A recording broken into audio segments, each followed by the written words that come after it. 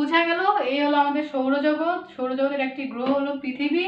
পৃথিবীর উপরিভাগের বায়ুমণ্ডলের শ্রেণীবিভাগ হলো এটা, বায়ুমণ্ডল স্তরবিন্যাস।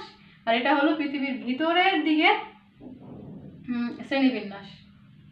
ওকে, আগামী পরবর্তীতে তোমাদের কাজ হবে পরবর্তী দিনের লেকচারের আগেই তোমরা এই 3টা চিত্র নিজ নিজ খাতায় সুন্দরভাবে অঙ্কন করবে, আবার এভাবে মুখে মুখে বলার চেষ্টা করবে। তাহলে তোমার পরীক্ষার হলে কোনো কনফিউশন থাকবে না যদি তুমি পিকচার অঙ্কন করতে পারো।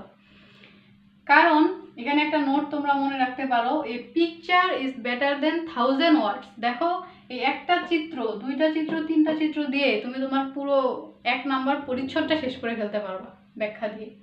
সো পিকচার দিয়ে সবসময় সবকিছু মনে রাখার চেষ্টা করবা, তাহলে কোনো কনফিউশন থাকবে না, সঠিক উত্তর তোমরা দাগাইতে পারবে।